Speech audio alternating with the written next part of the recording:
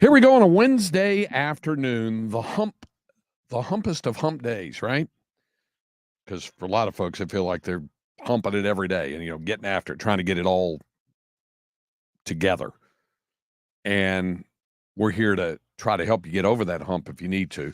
For some, Wednesday merely means it's like a Monday. And so they're just starting the work week. So our thoughts and feelings are with you. And for those of you for whom Wednesday is like your Friday, good on you. Get ready to enjoy your weekend. However your Wednesday treats you, we hope we can treat you okay. Welcome to the program here on Sports Radio AM 1300 The Zone. My name is Craig Way. Thanks so much for joining us.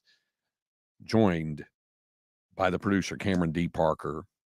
The D on the birth certificate stands for Dallas, as in the Cowboys, because that was and still is the team of his father's rooting interest. And it was Cam's, at least till the end of the 2023 season.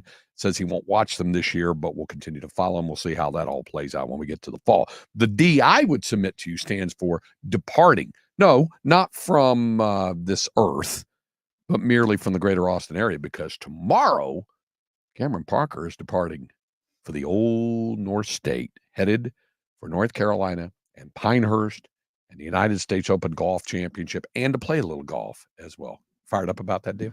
I am. Heading back to North Kakalaka.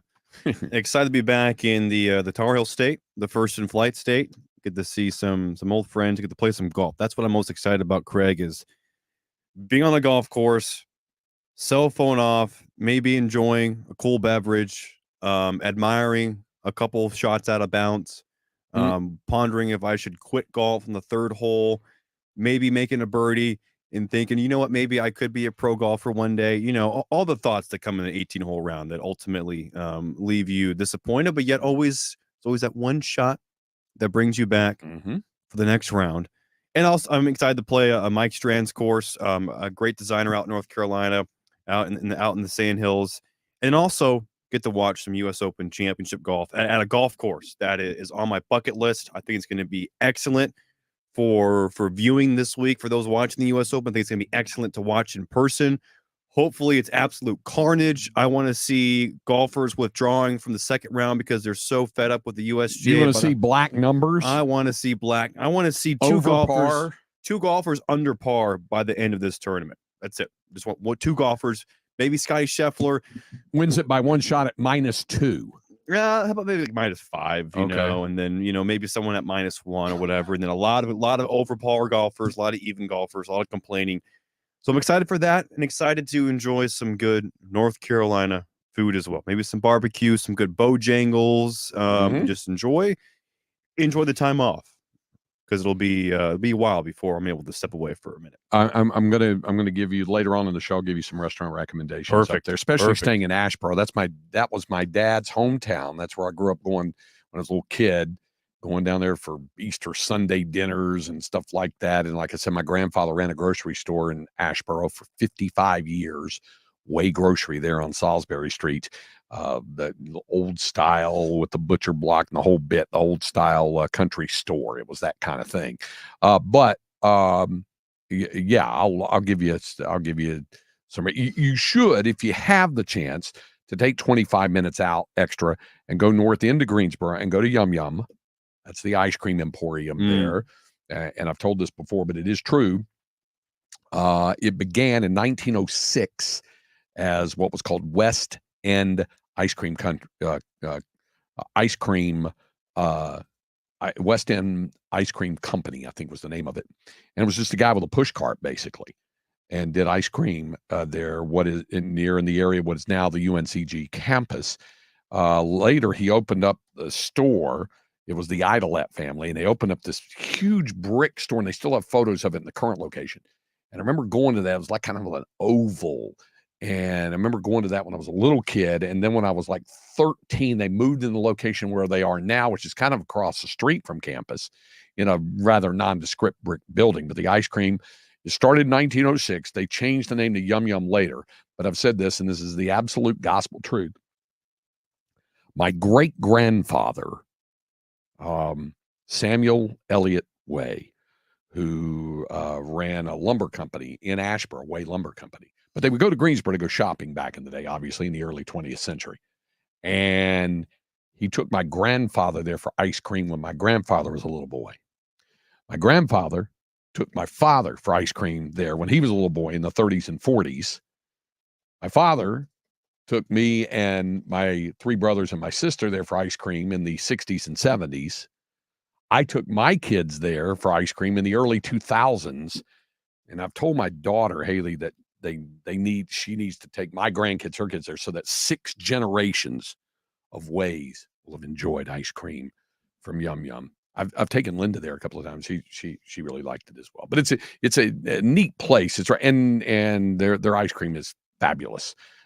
It's their ice cream, and it's really, really good. But anyway, I'll give you some meal and restaurant recommendations on that going on. Now, things go on. Game 3 of the NBA Finals tonight.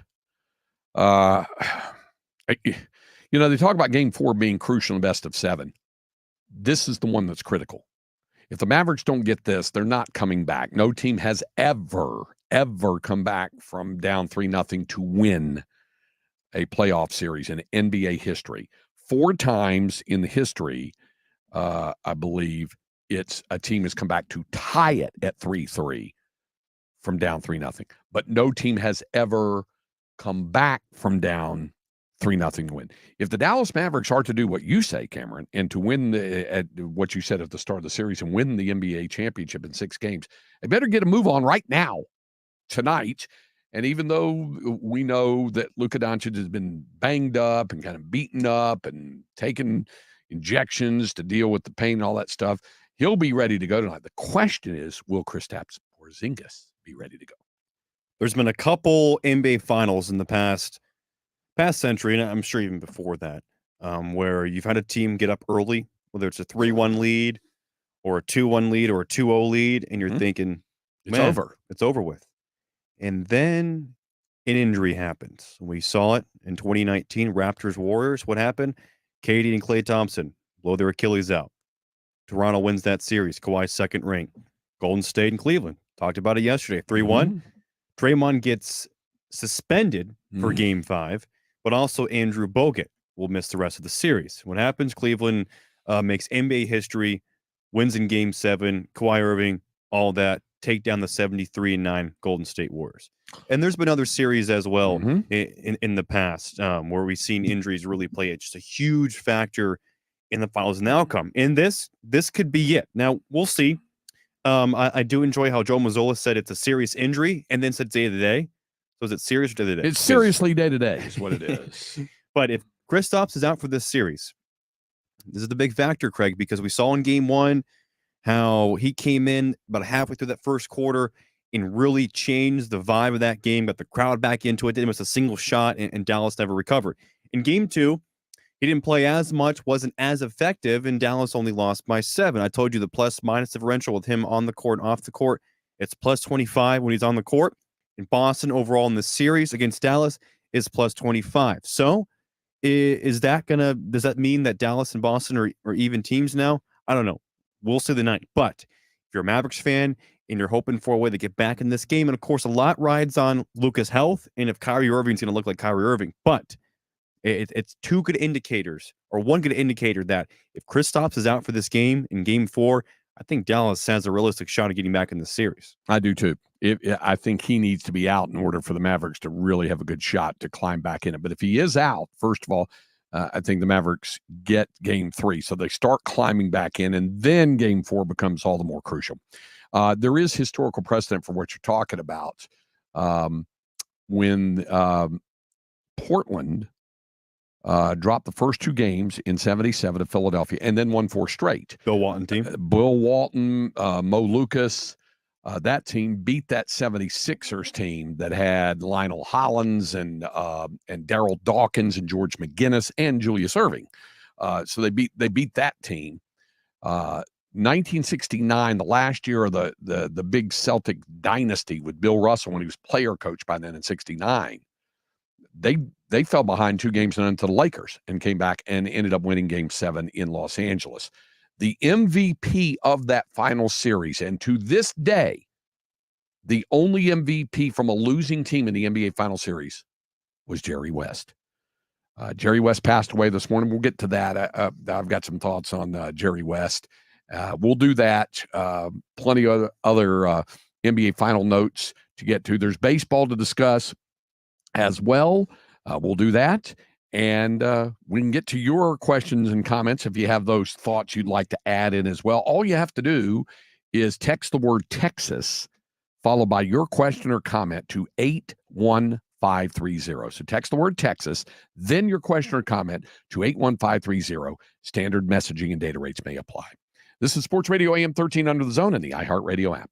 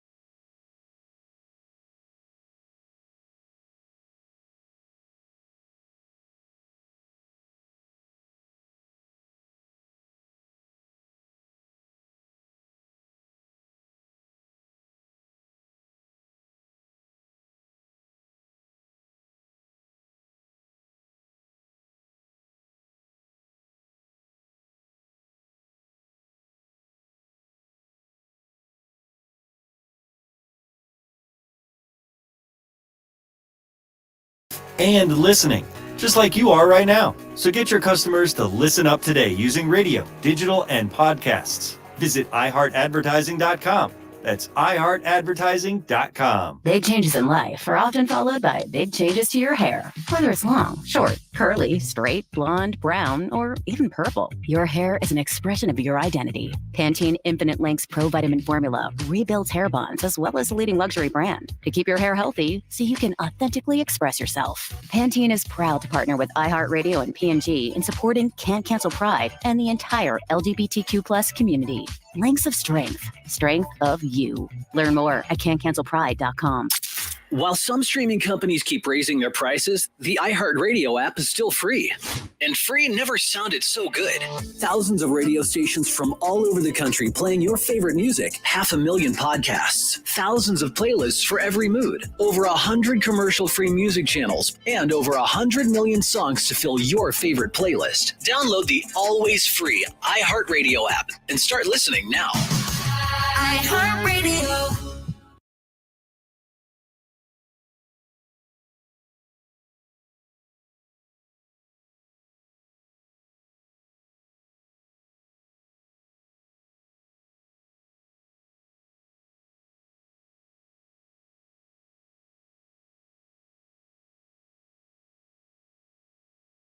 It's the Craig Way Show with the voice of the Texas Longhorns and Hall of Fame broadcaster, Craig Way.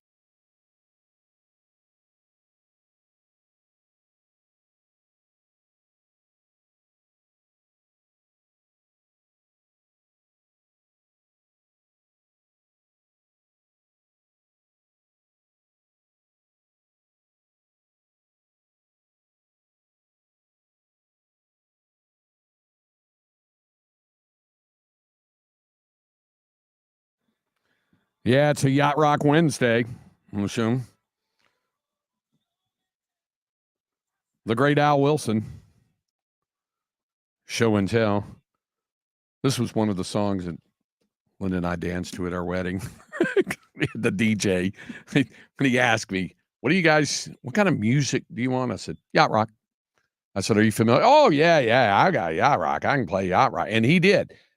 Unfortunately, he added one Air Supply number in there. But other than that, he was really, really good, including this one. So, yeah. My son, Andy, tells me he thinks of this song. When he hears this song, he thinks of an episode of Malcolm in the Middle. Did you ever watch Malcolm in the Middle? I saw some reruns on TV, but have not watched it through. Obviously, I know Bryan Cranston. Yeah. Part of it. Yeah. He plays Hal. And Jane Kasmerick. Frankie Muniz, right, as the kid who's now an ARCA race car driver. Yeah. She comes home one time and he's Hal. I mean, you only see him from chest up. He's like naked with this song going on. She's like, kids will be home in 10 minutes, Hal. That kind of thing. I mentioned Game 3 of the NBA Finals tonight is the Mavericks and the Celtics, and the Mavericks in need of a win to really start a serious climb back into the series. Before the game, they're going to honor the life and the memory of Jerry West. Those certainly people who have been around a long time, have watched the NBA a long time, are quite familiar with Jerry West and his contributions to the game. For those of the younger group who were not quite as up to date on, let me just give you a few facts on this guy. He was an All-American at West Virginia. He was from a little town, technically a little town known as Beckley, which is right on the West Virginia Turnpike. But the nearest post office was at a little place called Cabin Creek. And so people started calling him Zeke from Cabin Creek when he was playing, like he was this West Virginia hillbilly. He was doing it. He hated that nickname. And I've read his autobiography about it. It was a very telling autobiography because it was one of the earliest mentions I'd ever heard of the anxiety that people face. Like Ricky Williams has had to deal with it, and had felt that kind of anxiety. And Jerry West had that as well. He grew up in an abusive home. His father beat him quite often. And in fact, he says in his biography that he came home at age 15 with a gun ready to shoot and kill his father because he did not want to be beaten anymore. And his father just happened to not be there that day. He got out of it. He ended up going to the University of West Virginia. And despite the social anxiety disorder that I mentioned, he was an All-American in West Virginia. He was the most outstanding player of the Final Four in 1959 when they lost the NCAA championship by 1 point to California, to Cal, 1959. Nobody would know at the time it would begin this unfortunate pattern of him playing brilliantly on teams that would come up just that much short, because the Lakers drafted him and they were smack dab in the middle of, or really kind of in the early years of the Celtics dynasty of winning 8 consecutive NBA titles and 10 in 12 years. And he was on some Laker teams that got so close but kept coming up short to the Celtics year after year after year. One time they lost in 5 games. One time they lost in 6. Every other time was 7 games. And it came down to the wire. And he played brilliantly in every one of those series over the year. In fact, and I mentioned this at the end of the last segment, to this date, he is the only player in NBA history to be voted the MVP of a final series from a losing team. And it happened in 1969. He was drafted 2nd overall by the Lakers in 1960. Oh, did I mention he was an Olympic gold medalist? The U.S. won the gold medal in 1960. And it was just when the franchise had moved from Minneapolis to Los Angeles. So he played with the Lakers all the way to 1975. Then he was a coach. He was a general manager as well. He was in the Hall of Fame. He went into the Basketball Hall of Fame as a player and member of the 1960 U.S. Olympic team. Then he went in, obviously, as a player in 1980.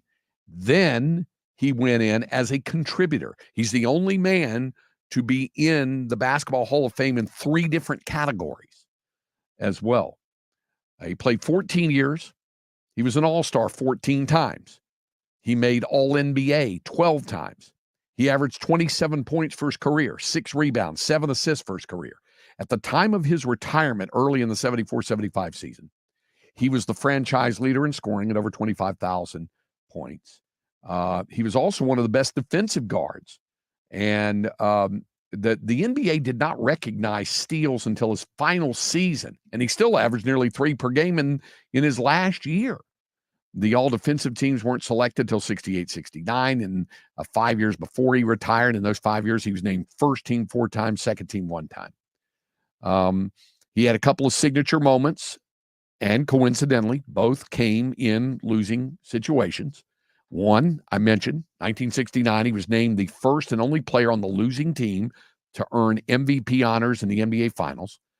The next year, he hit a 63-foot beyond half-court shot to send the game with the Knicks into overtime. The most ridiculous shots, I think, of all time, Craig. Heaves it. And it's the pre-3-point era, so they would have won had the 3-point shot been around. If the 3-point shot had been around when he was playing, too, his numbers would have been much higher as well. But you can say that a lot. You can say that about Oscar Robertson and several other great, scoring guards as well.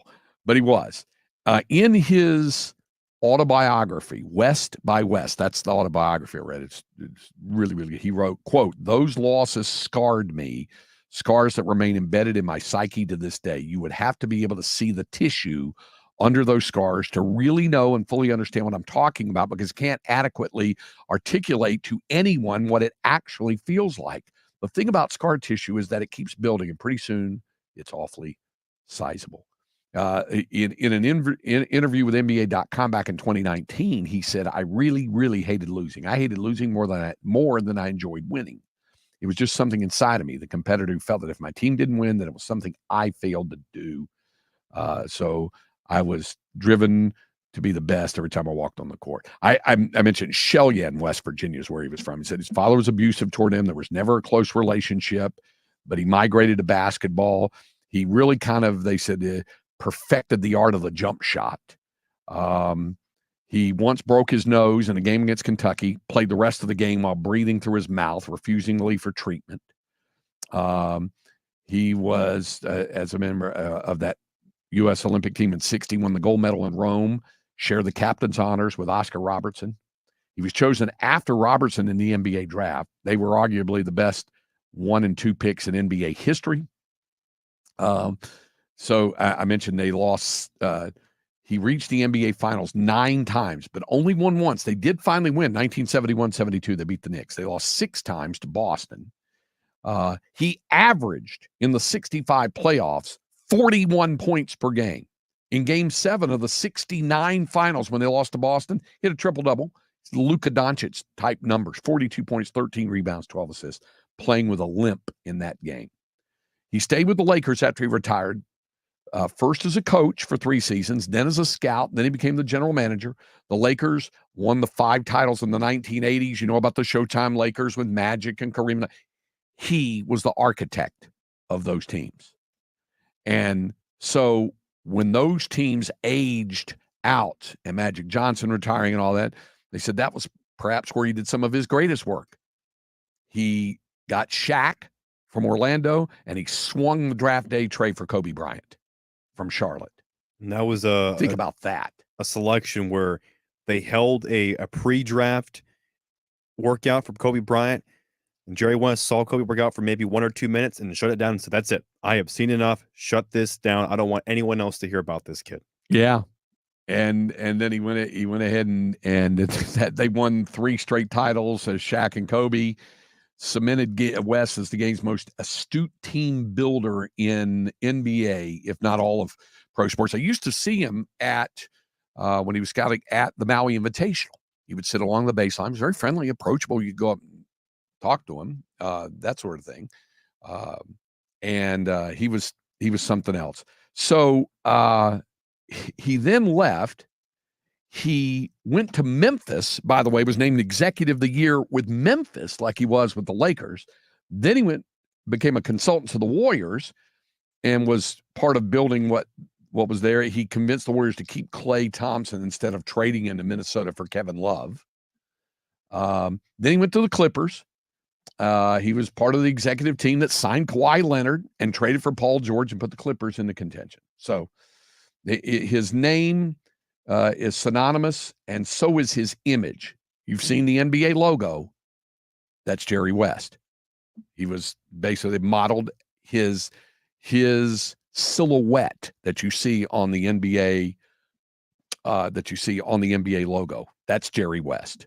So he passed away at the age of 86, and the NBA will pay tribute to him tonight before Game 3 of the Mavericks and the Celtics. It's a long list of accomplishments. It was an incredible basketball life, what Jerry West did. All right, coming up, we've got Inconceivable on Wednesday afternoon, right here on Sports Radio AM 1300 The Zone and the iHeartRadio app. Won't be hoisting a championship trophy anytime soon. Hail, hail, Michigan, the champions of college football.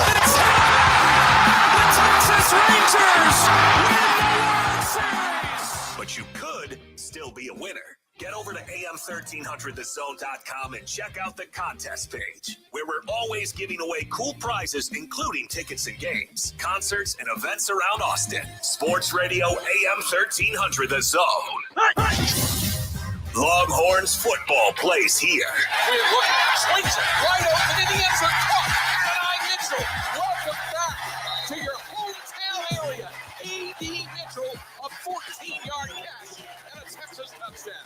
Caught it! Touchdown, Texas! What a great play fake. Quinn Ewers, 42 yards down the boundary. X marks the spot. Longhorns football plays here on Sports Radio AM 1300 The Zone. Do you want some real, authentic Texas barbecue? Head to Cooper's Old Time Pit Barbecue in the heart of downtown Austin on Congress Avenue, serving up mouth-watering barbecue. Great times and full bar. Open until 10 p.m. every single day. Watch the game, enjoy some delicious food, and drink. Even host a party in the upstairs Lano Lounge. Or get the party delivered right to you with Cooper's full catering services. Call or drop by the website for details. CoopersBBQAustin.com. In this week's Marketers Report, Angela Zapata, CMO Hyundai Motor America, discusses measuring audio. The measurement capability within audio, I think, surprised all of us. We have seen a huge return on our investment. Seeing real numbers has helped us continue to invest. As the #1 audio company, iHeartMedia gives marketers access to the data, audiences, and influencers you need to grow. If you're a marketer, go to iHeartResults.com. Pride Month is here, and Bounty is ready to soak up the celebration. There's going to be a whole lot of this, a whole lot of this, and a whole lot of this. Spills happen, but messes can't cancel the Pride fun with Bounty. With P&G and iHeartRadio, we're rolling out Can't Cancel Pride, a night of performances, togetherness, and a whole lot of partying. You bring the fun, we'll bring the bounty.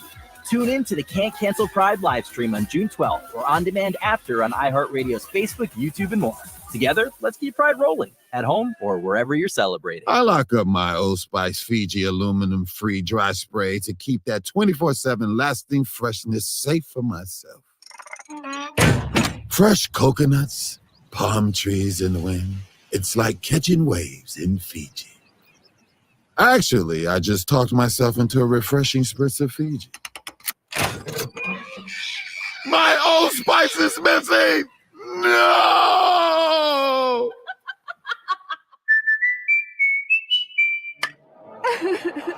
What's wrong? My travel rewards card didn't earn enough miles for my vacation. Are you crying? Are you crying because of that other credit card? Uh-huh. Well, switch to the Capital One Venture card. Venture lets you redeem miles on any travel purchase. Really? Yep, and you earn unlimited double miles on every purchase every single day. The Capital One Venture card. What's in your wallet? Terms apply. See CapitalOne.com for details. If you're in the market for a wood fence for your home or business, Viking Fence is the right choice for you. Viking Fence has been in business for over 50 years and takes pride in being the most reliable fence company in Central Texas. Viking Fence does gorgeous work, from simple privacy fences to custom projects. Their quality is unmatched. Viking is the only fence company with their own facility where they custom cut red cedar, the most durable and attractive of fence materials, and offer 3 grades of fence pickets, one for every budget. Compare their lumber against the big box stores. And there is no comparison on quality and price. So whether Viking installs your fence or you're doing it yourself, Viking Fence will ensure your satisfaction. Excellent work, great service, and an honest reputation. Call Viking Fence today at 837-6411 for a free estimate or visit their wood fence galleries at vikingfence.com. When you think fence, think Viking. This Father's Day, the Home Depot has same-day delivery on the perfect gift to help Dad be everything he can be. Because your dad is more than just a dad. He's groundskeeper of the yard, the perfecter of the patio, and the cleaner of the clippings. Let the Home Depot help power Dad's doing with the convenience and gas-like power of Milwaukee cordless outdoor tools. Plus, get up to $150 off select Milwaukee tools. For everything Dad is, find the perfect gift at the Home Depot. How doers get more done. Order select in-stock items by 4 p.m. subject to availability. Thomas J. Henry is recognized across the nation for taking on serious cases and getting serious results. And after 30 years of practice, Thomas J. Henry works on his next case with the same passion and desire as he did to win his first case. If you or a loved one is in need of a personal injury attorney, call Thomas J. Henry. The name you know, the firm you trust. Austin and San Antonio, Texas. Hey there, you in aisle 2. I see you by the fiber and laxatives. You still using those to manage your constipation with belly pain? If your symptoms keep coming back, you may have irritable bowel syndrome with constipation, or IBS-C. So you may need more than over-the-counter treatments to manage it. Ask your doctor about how Linzess can help you get ahead of it. Linzess linaclotide is a prescription medicine that treats IBS-C in adults. It's not a laxative. It's a once-daily pill that helps you get ahead of your symptoms. It's proven to help you have more frequent and complete bowel movements and helps relieve overall abdominal symptoms, belly pain, discomfort, and bloating. These symptoms were studied in combination, not individually. Do not give Linzess to children less than 2. It may harm them. Do not take Linzess if you have a bowel blockage. Get immediate help if you develop unusual or severe stomach pain, especially with bloody or black stools. The most common side effect is diarrhea, sometimes severe. If it's severe, stop taking Linzess and call your doctor right away. Other side effects include gas, stomach area pain, and swelling. Learn more at linzess.com or call 1-800-LINZESS. Thanks for calling Discover. This is Diego. Hi, Diego. It's Jennifer Coolidge. I just want to say your cashback match makes me feel so special. It really inspired me. That's great. Doubling the cash back you've earned at the end of your first year is what we do. Well, I'm doubling everything now. Double dating, double dipping, double feature, double header, double whammy. Basically double or nothing. You earn, we match. Discover Cashback Match. See terms at discover.com/creditcard. The Ace Superhero Comic Con presented by Thomas J. Henry is coming June 20th through the 23rd. Meet Star Trek's Chris Pine, Spider-Man Far From Home star Jake Gyllenhaal, Pirates of the Caribbean's Orlando Bloom, Star Wars Diego Luna, She-Hulk's Tatiana Maslany, and the Marvels Aman Vellani. Plus, the Supermen, Ghostbusters Ernie Hudson, and Arrow's Stephen Amell and David Ramsey. Get your event passes now at pmxevents.com. That's pmxevents.com. Shop simple. It doesn't get any easier. You're looking for a new Ford. You don't have time to spend hours at the dealership. So Truck City Ford in Buda has made it simple. Go online. Pick yours at truckcityford.com. We can bring it to you for a home test drive. Once you determine it's perfect, you can arrange financing, value your trade, and sign all your paperwork digitally. Then simply tell us where and when you want to take delivery. Leif Johnson's Truck City Ford in Buda has made buying a new Ford simple. It's the Hard Knocks Life Show with Mike Hart. Weekdays 7 to 9 a.m. Sports Radio AM 1300 The Zone. Inconceivable! Inconceivable! Inconceivable! Inconceivable! You keep using the word. I don't think it means what you think it means. Here we go for a Wednesday edition of Inconceivable. And as usual, we try to start you with some junk food or fast food, especially as we head toward Father's Day. Because us dads, we like our junk food. We like our, fast food and our junk food. So Father's Day is this coming Sunday. I mentioned about Krispy Kreme and how they've added new flavors for those what did I say? They call it donut dots. Yeah. The donut holes. Do you think that infuriates Dunkin' Donuts? Why? Because of dots. I feel like dots that'd be something that Dunkin' would do. Yeah, maybe. I don't know. So They are rivals. What are their donut holes called, I wonder? Aren't they called donut holes? Does it just regular donut holes? I think. Because Krispy Kreme has like an actual name for them, right? Yeah. Yeah, they're called the dots. Yeah.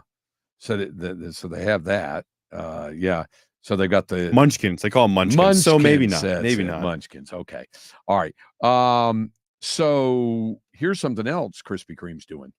Because of Father's Day, all this weekend, Friday through Sunday, they have an all-new donut collection celebrating dads. It has 2 new flavors. One is called Blue and White Drizzle, which is an original glazed donut and dipped in white icing and drizzled with blue and chocolate flavored icings. And then they have a chocolate iced bow tie, because everybody thinks of dad with the ties, right? It's an original glazed donut dipped in chocolate icing and decorated with a blue bow tie. Let's see. Well, I had a photo of it. It went away. But anyway, so that's going to happen there because dads like donuts, as we know. They definitely like those. Okay.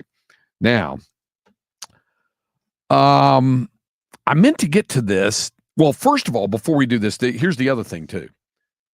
You know how do those read the results? I don't conduct these surveys. I merely pass along the information to the listener. Surveys come out like I did, 50 best hamburgers, 50 best restaurants, 50 best this, 50 best that. 50 best donuts, one for each state. It's the best donut. And he said, no, I didn't say the brand. I didn't say the name of the shop. I'm just talking about the donut itself. So it's a specific type of donut. Would you care to guess which donut emporium produces the best donut in the entire state of Texas? I will tell you this much. It's the greater Austin area, but it's not what you might think. You'd have to think about it, then it would make sense, perhaps. I'm going to go up to West Texas. Check stop up there? No, I'm saying in the Austin area. Okay, so it's in the Austin area. In fact, this is in Austin. This place is in Austin. Voodoo Donuts? That's a good guess. You ever go to Gordo's? I have not, but I've always heard about it. The Mother Clucker donut at Gordo's. It's of course they have some donut holes, and they have a wide range of donut sandwiches and donut burgers. But the Mother Clucker is a perfectly crisp fried chicken in honey butter and served with a hot garlic donut. Good God. There it is. So just thought I'd let you know that. By the way, they do have donut holes. Yes, they do. Oh, Gordo's is really good. Been there.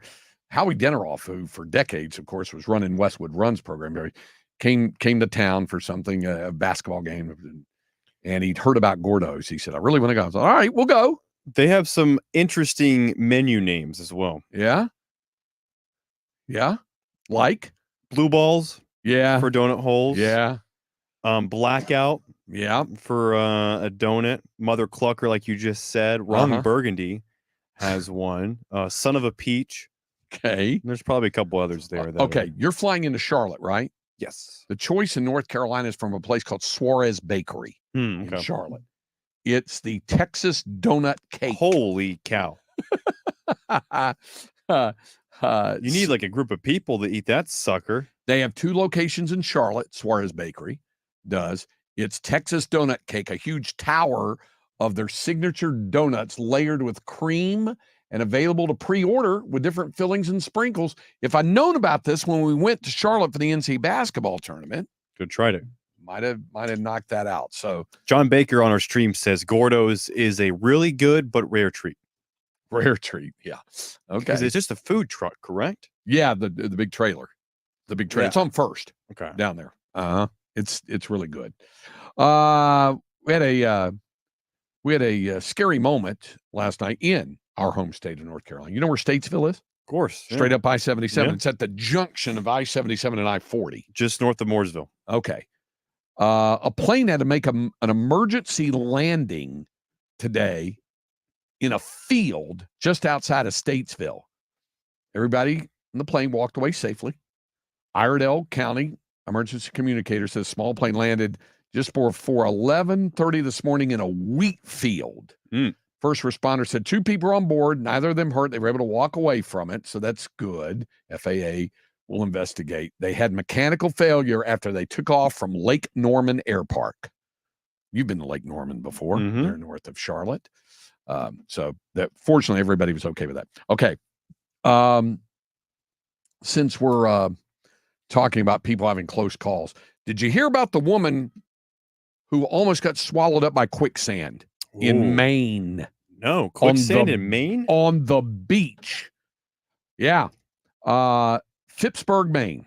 A Maine woman was enjoying a walk on a popular beach, and all of a sudden she's walking along the water's edge, just on the beach at Popham Beach State Park, and all of a sudden she went whoop, started going down. She turned to her husband and screamed out and said, I can't get out. And it went up to like above her waist, and she's stuck.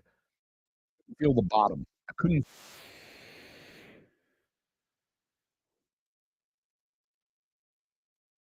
What do you mean quicksand, Craig? How can you have to be quicksand, especially on the beach? It's actually known as saturated sand. It's a real thing. It happens when rivers are going into the ocean area, and He said, "People hear the word quicksand and they think jungle movie," said Jim Britt, a spokesperson for the Maine Department of Agriculture. The reality with this super saturated sand is you're probably not going to go under. Climate change played a role in a series of winter storms, rerouted a river that pours into the ocean, and it softened the sand in the area where the beachgoers normally walk. And she plopped down pretty quickly. Yeah.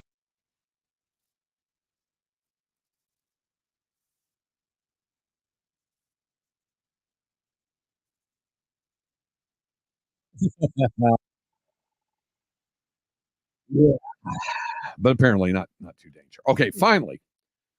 Did you hear what happened at the Reds Guardians game last night? Cleveland and Cincinnati. Cleveland did the game. 19-year-old dude runs on the field. And I did see this. Yeah, I'm so sick of these idiots. What do they tell you? They tell you don't go on to the field. So he not only runs on the field, he does a backflip. He's excited. He's pumped up. He's worked up. See a YouTuber, Craig. See an influencer. It doesn't say that. I know this. He got tased. Man, what a shot from the officer. Yeah. I mean, he nailed him. That's why I meant to ask you if we had the "don't tase me, bro" in there, but yeah, he got tased. Criminal complaints filed in Hamilton Municipal Court identify the fan as 19-year-old William Hendon of Cleves, Ohio. Happened in the ninth inning. Charged with obstructing official business, a misdemeanor, felony, criminal trespass, the documents show. He's expected to appear in court.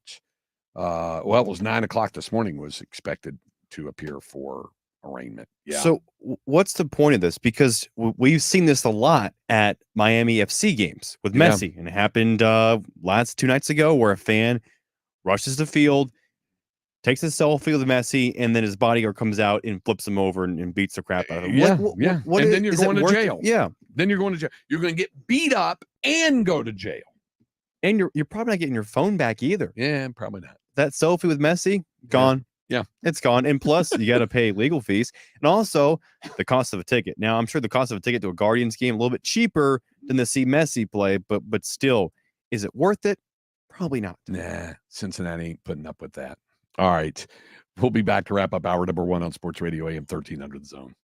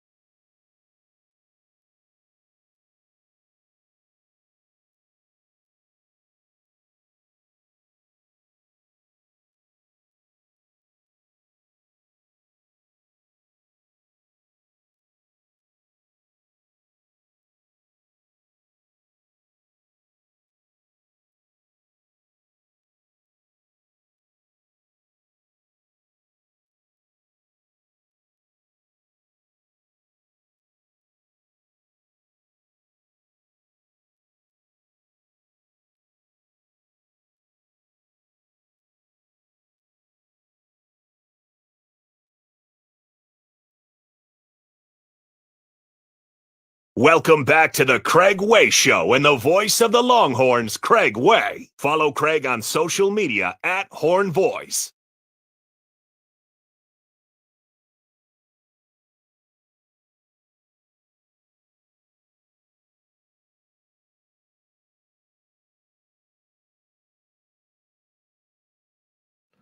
You know, when we come out of the break for the final break in the show, deep into the 4 o'clock hour, we roll out with Breezin' by George Benson. But George Benson is as yacht rock as it gets.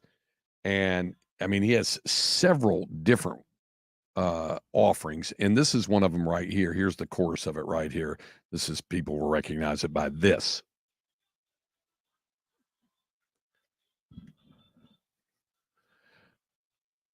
So that's some yacht rock happening for you there, because we're all about it when we can do it, right? The whole yacht rock thing here on this Wednesday afternoon. As I mentioned, we offer up the text line for your perusal, your contributions, your questions. You might have a question about something, or you may just have a specific comment about something, and that's cool too. So all you have to do is, go with the word Texas, followed by your question or comment to 81530. The standard messaging and data rates may apply on that. Hey, coming up in the 3 o'clock hour, Keith Moreland will join us, and we'll visit with him and talk with him about this field of the College World Series. It's kind of the SEC ACC Invitational. Nobody should really be surprised by that. They were the top 2 rated RPI conferences in the country all season long.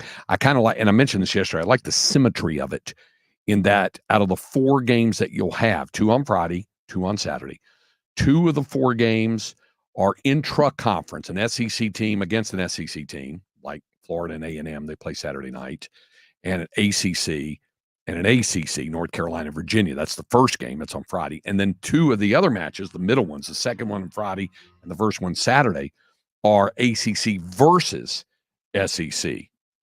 So NC State against Kentucky is on Saturday. And I mentioned Florida and A&M is the all matchup, the all SEC matchup. And then the other SEC ACC matchup is Tennessee, the number 1 overall seed from SEC, against Florida State, the 8th seed. So we'll talk about that with Keith, ask him a couple of Major League questions as well.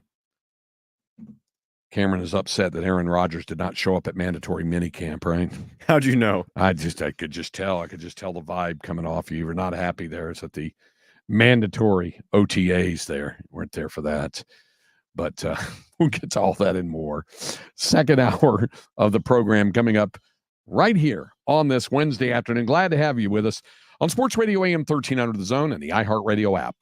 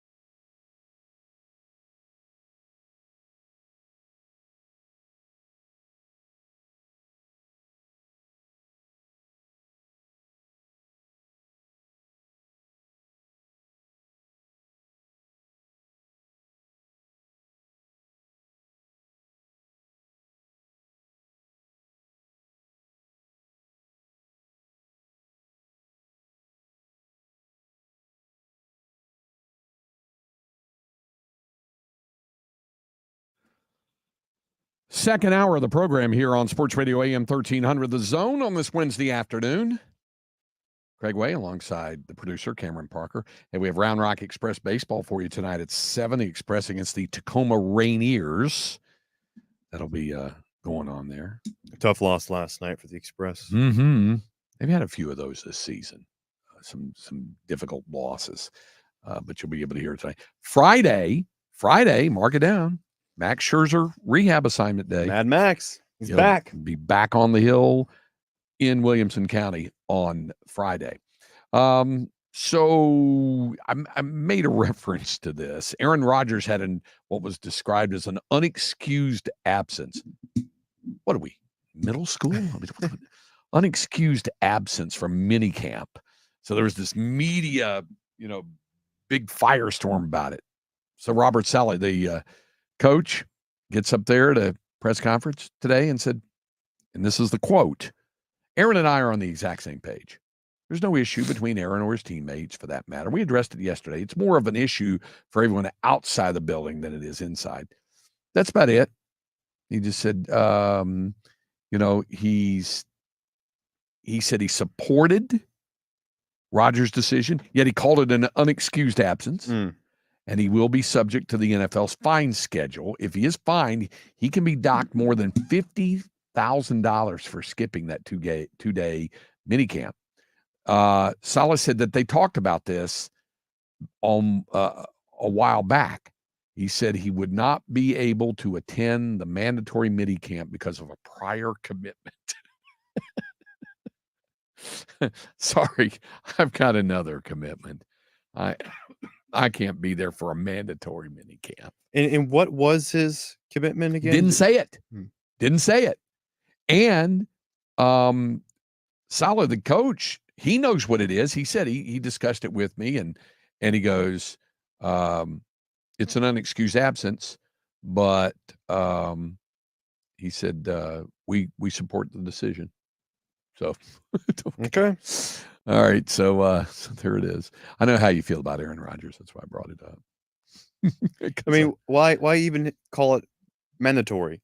And if you're not going to fine or suspend, I mean, of course, if you're a Jets player, now Aaron Rodgers has a little bit more leeway than if you're the third string receiver. Mm-hmm. But it's like, hey, this is our leader. This is our quarterback, our QB1, the guy we're supposed to look up to, right? And who's going to be cussing us out in sidelines after running the wrong route or running or dropping a catch. And he's not there. It's just not a good look. Nobody seemed to notice that edge rusher Hassan Reddick also wasn't there. He skipped it as well. So he is subject to a fine as well. So just that's the deal. Game 3 NBA Finals tonight. Mavericks, Celtics. Like I said, pretty much a must win for Dallas. You don't often say that going into game 3, but if one team is up 2-0 and they've got all the momentum, and they were the best team in the league all season long, and they do have home court advantage, yeah, pretty much a must win. If the Mavericks win, then it means game 4 is almost from here on out, they're almost all must wins, but until the Mavericks can get one on the road. And they had a shot in game 2, but didn't get it done. So now they're 2-0. And again, there's two schools of thought on this thing.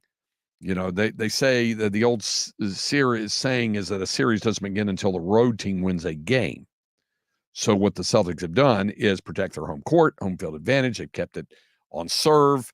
So the Mavericks are going to have to win their 2, and then they're going to have to steal a game from the Celtics in Boston, either game 5 or game 7. And if you're the Mavericks, you'd rather it not be game 7. But first things first, they got to win tonight. I talked about Jerry West in the first hour of the program, passed away at the age of 86, the logo. What a great ambassador he was for the game. A 14-time All-Star in his 14 years, 12 times All-NBA, All-Pro, and Basketball Hall of Famer in 3 different categories, as a player, as an executive, and as a contributor as well. The contributor was when he played on the 1960 Olympic team. 12 players, Cam, have been invited to sit in the green room for the NBA draft. Do you see the list of the 12 players who are going to be invited? I could not name you 12 players in this draft right now. Okay. How many do you think you could name? Alex Sarr is probably one of those. Yep. Alex Sarr is one. Mm-hmm. Rob Dillingham, the Kentucky guard. Nope. He's not? Nope. Okay. Who is the other? One of his teammates. Yeah, there's a Kentucky guy. Reed Shepherd. Reed Shepherd. That's two. That's two. How about somebody from the two-time defending national champions? Klingon. Donovan Klingon. Who is just How about somebody else from the champions? Stephon Castle. Stephon Castle. There you go. 4. How about a guy who played at Tennessee? Dalton Connect. Dalton Connect. He's interesting. Wow. Okay. How about a guy who was going to be a Texas Longhorn? Ron Holland. Okay. Ron Holland. That's 6. Also, Jacoby Walter. Okay, from Baylor. Yeah, I probably could have got that. There's a couple international guys whose name I cannot pronounce. Matas Buzelis. Yep. He's one. Tijani Salon. Another one. That'd be another one. And then you have Devin Carter. And I think that's it. I think that's the and another 11 to 12 invites are expected to be sent out in waves, it says, starting next week. So that's the staging area, the green room. This year, the players will be allowed to invite 6 people to sit with them at their individual tables. That's down from 10 last year. That's a lot of people. You can have a table of 10. Now it's down to 6. So that's where it is. And this process of deciding who to invite to the NBA draft involves communication with team presidents and general managers of the teams that have first-round selections. Teams are asked to vote on the top 25 players they expect to be drafted first. This is to ensure players aren't sitting for very long in front of the national television audience. Yeah, you kind of feel for them, as they continue to slide down and slide down and slide down. I'll never forget, there was a guard for SMU in the 80s. He's really talented, named Carl Wright. Played for Dave Bliss at SMU.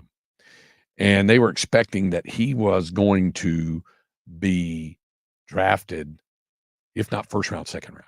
And so they had all this stuff, that cameras on him, green room and stuff locally. And he was really confident. And the first round comes and goes. That's all right. I'll be saying second round comes and goes. And in those days, the draft was 7 rounds. So it's going and it's going. They come back to him and he's starting to look sullen. And by the time they get close to the 5th round, he's reading his Bible. He said, I found the Bible comforting in times. Oh, my like goodness. This. He eventually was drafted in the 5th round and did not last in the NBA, but always remember about that. Then there was a guy from North Texas named John Horrocks. He was a 7-footer, big guy who had a kind of a star-crossed career at North Texas. He was in school up there when I was and could have some big games. Just a big dude. And he got drafted in the 4th round by the Mavericks. And somebody went up to ask him about it, said, and he was always chewing gum, and he had this big lump of gum in his mouth, chomping away. And they said, so what do you think it'll be like playing for Dick Motta? And he went, who? Dick Motta, the coach. Who? All right. Coming up, we'll talk some baseball. Keith Moreland will join us, lifetime Longhorn, and one of our broadcast compadres as well. We'll talk college baseball, the College World Series, and some MLB topics when we continue on Sports Radio AM 1300 The Zone and the iHeartRadio app.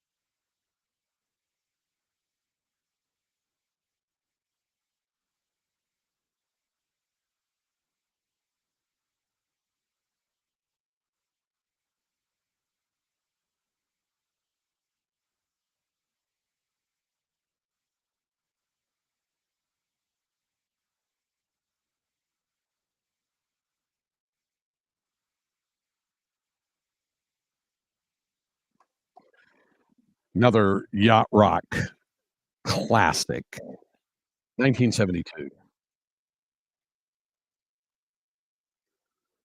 Champagne.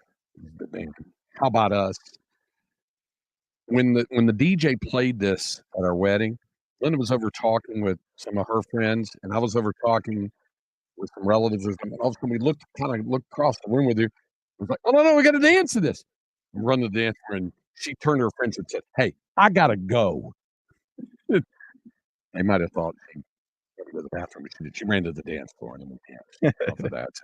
How about us by Champagne? This is also one of Eddie Orrin's favorites too. He likes those early '70s yacht rock tunes as well.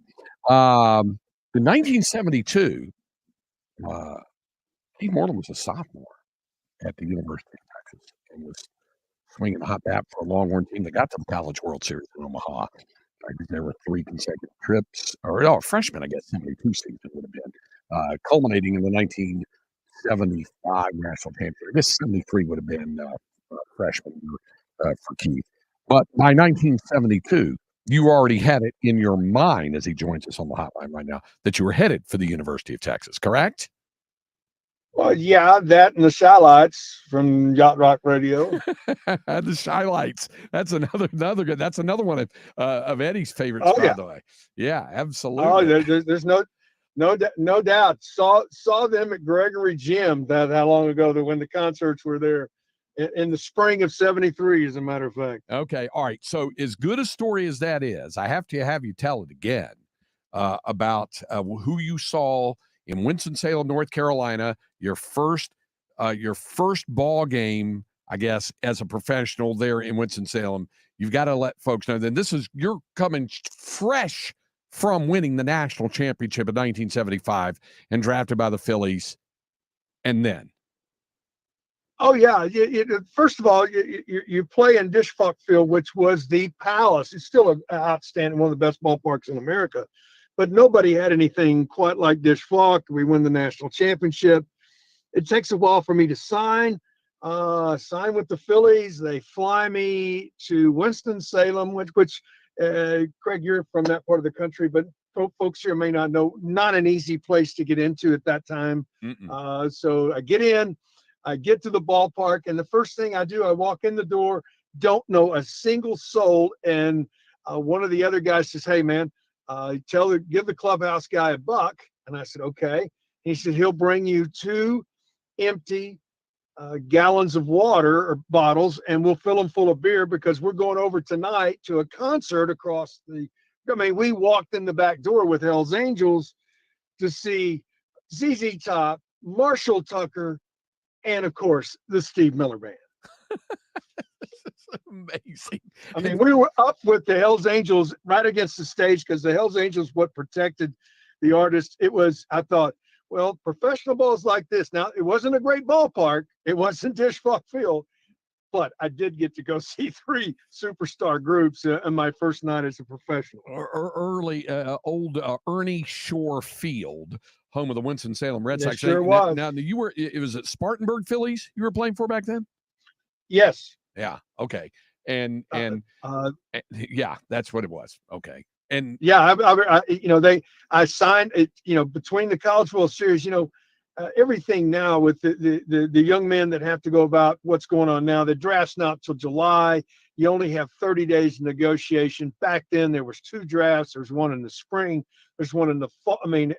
In January, you had so many dates you got to do. It's just so much different now. At least we were drafted while we were in Omaha to play. So, you're either really dejected. I saw a lot of guys that were very upset about where they were drafted, that weren't drafted, and then guys that went higher than they expected, how happy they were.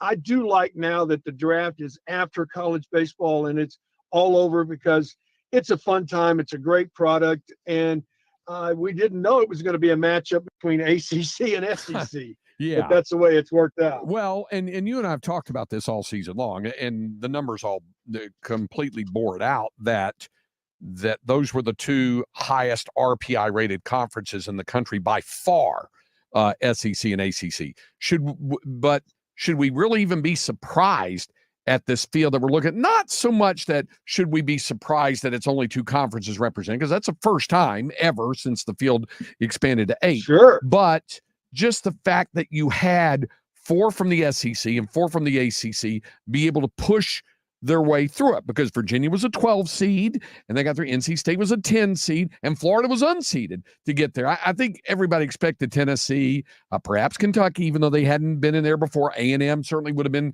a probable thought, and North Carolina with their late season run. But I mean, should we be that surprised by looking at this field of 8? I'm really not stunned. I will say this. I was not stunned about Florida State. They were 30-4 going into the Super Regional at home. So they are very difficult to beat, especially in Tallahassee. So just starting with the 8 seed, and then you go back on the other side, Tennessee really pushed by Evanston, a little bit of a surprise. But quite frankly, I don't think Tennessee – now, I'm not going to take anything away. They could very easily win the national championship, but not playing – their pitching has not been what it was, let's say, 1st of May. Their starters haven't been as good as they have been. I still think that they're a very good team, but I love that first matchup of Tennessee, Florida State. Florida State's really banging the ball. They've got a guy that's got 160 strikeouts on the mound, a left-hander that's quite good. So that's an interesting matchup in the 1-8 scenario. And then after that, there's pretty much some chalks all the way through it that you look at. I think the Florida A&M game is going to be really good, obviously, with Montgomery out.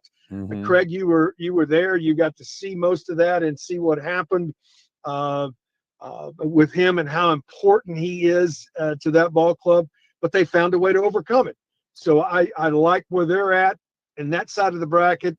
And then the one that probably amazes me as much as anybody is to see what Florida did, because they have really struggled. They've had 4 different conference series where they used an opener on Friday night. In other words, a guy that was in the back end of their bullpen, and just say, hey, give us as much as you can, maybe get us to the 3rd or the 4th inning.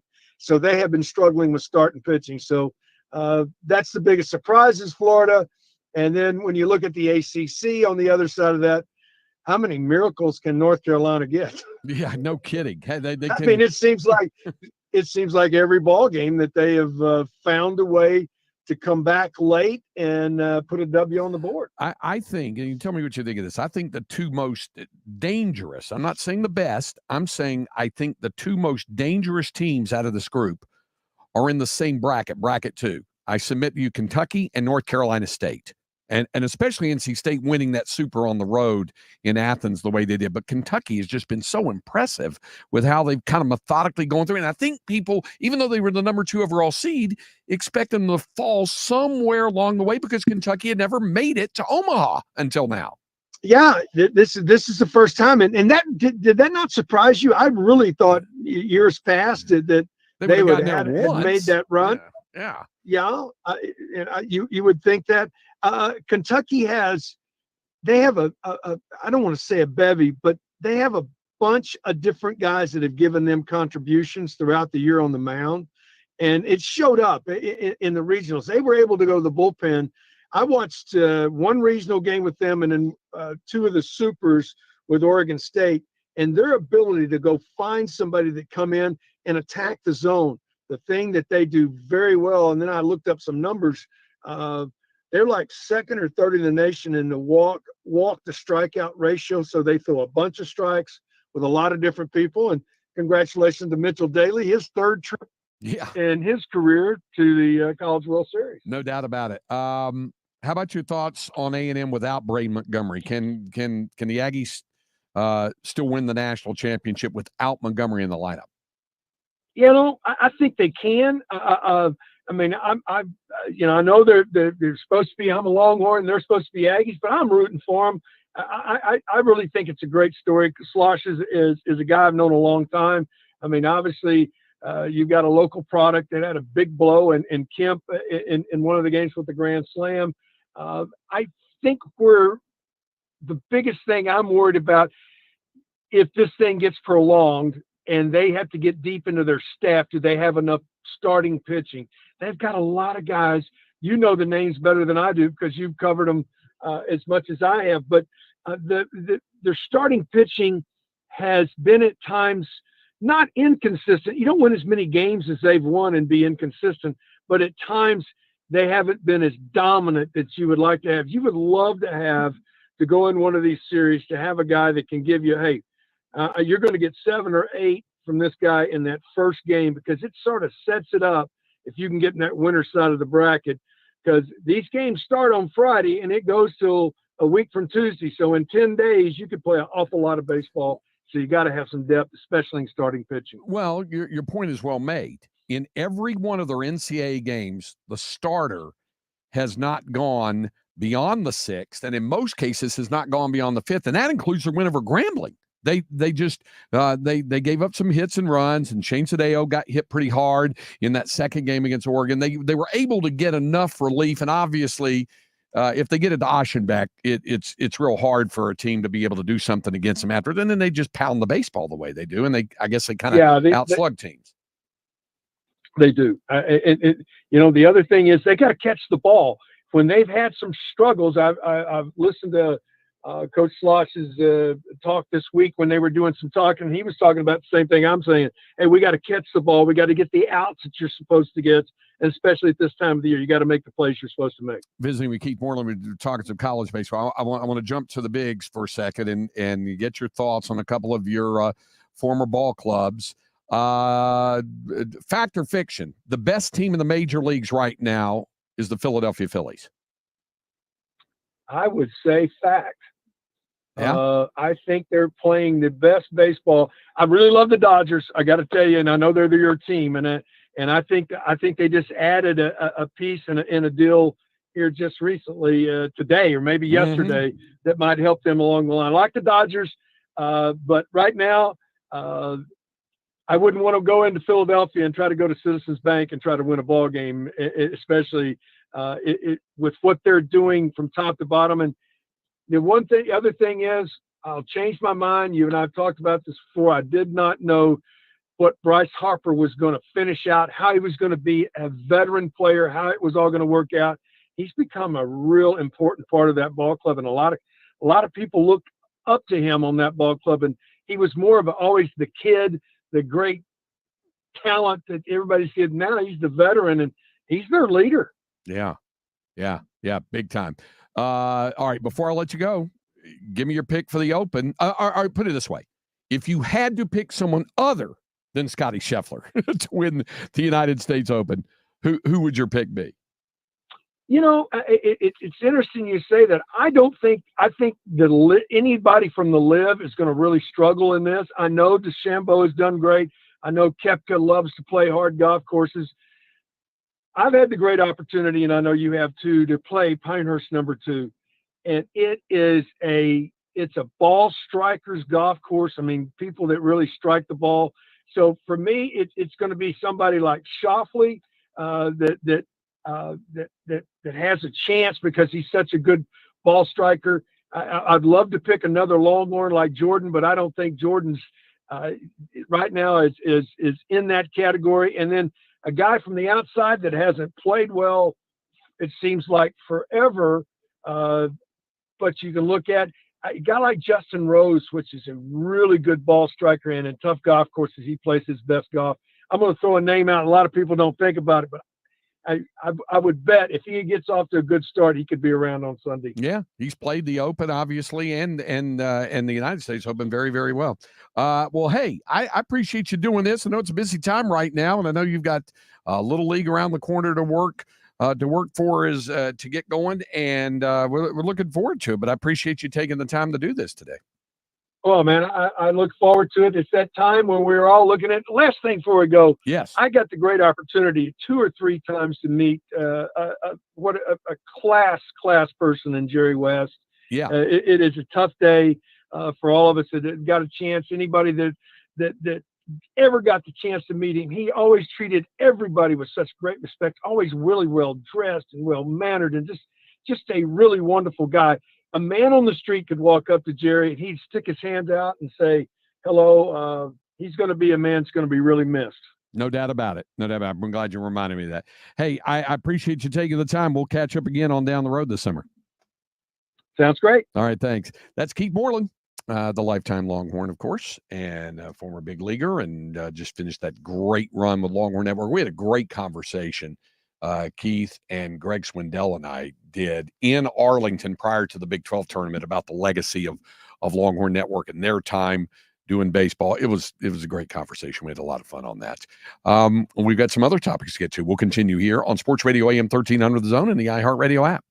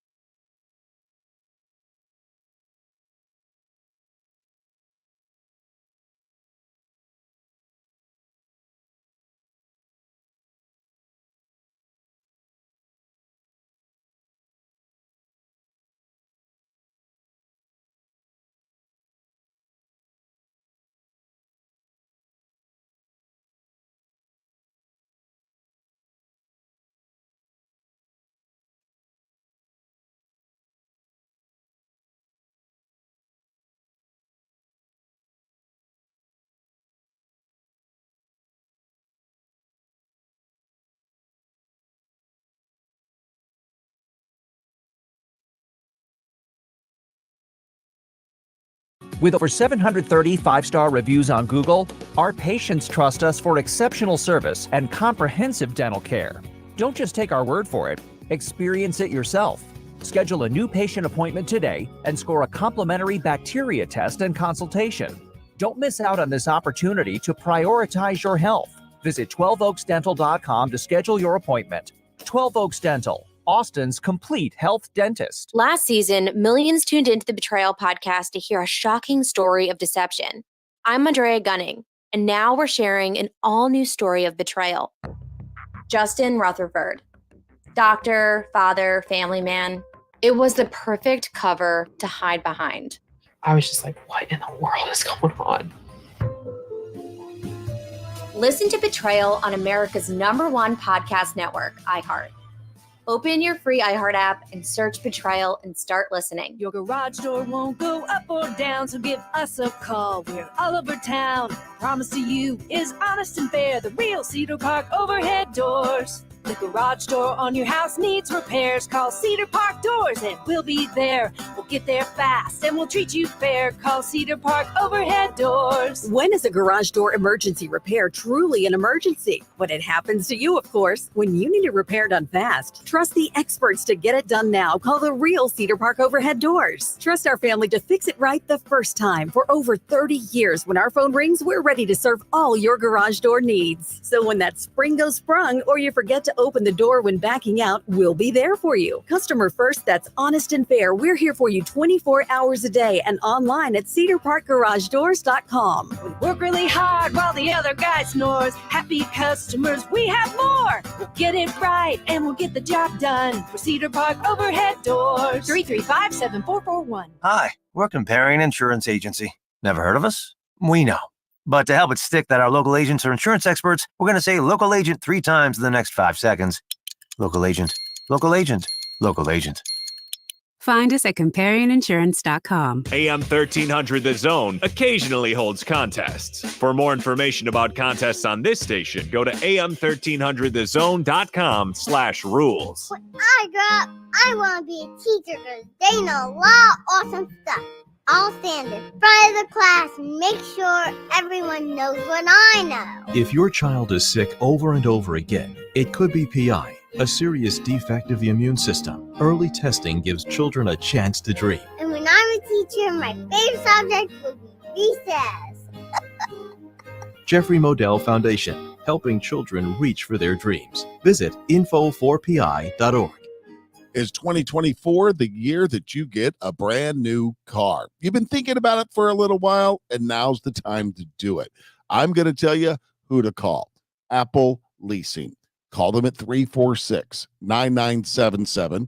Go to their website, appleleasing.com. Maybe it's the first time you're ever hearing about Apple Leasing. Well, for starters, I've been leasing cars from them for over 20 years because it's really, really easy, and get any make or any model you want with one phone call. They'll get you anything.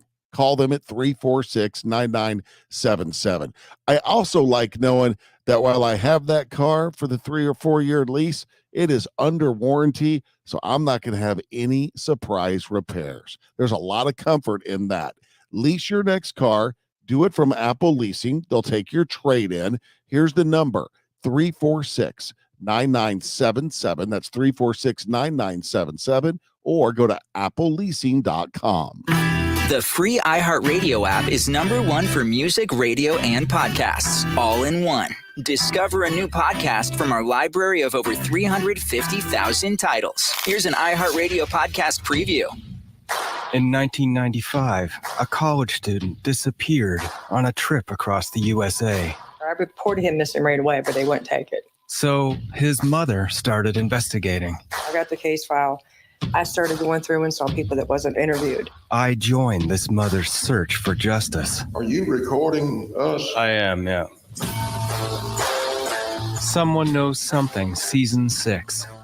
Available now. Listen and follow this podcast for free on the iHeartRadio app. #1 for music, radio, and podcasts, all in one. Sports Radio AM 1300 The Zone presents the Harsh Knocks Life Show. Join Mike Harsh weekdays 7 to 9 a.m. only on Sports Radio AM 1300 The Zone.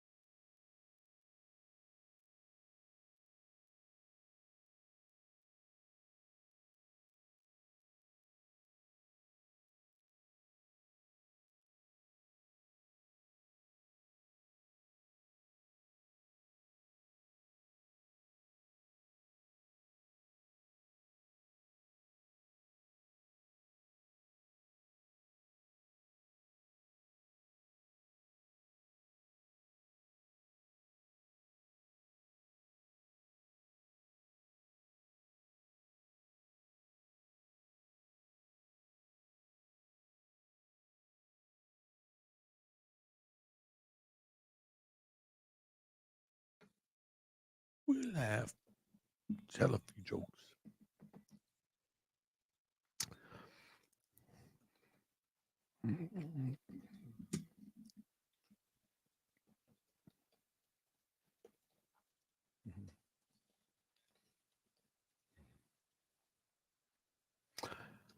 So this one would be for Keith Moreland and for Eddie Orrin and anybody else in the yacht rock that remembers the Shy Lights. Have you seen her? Yeah.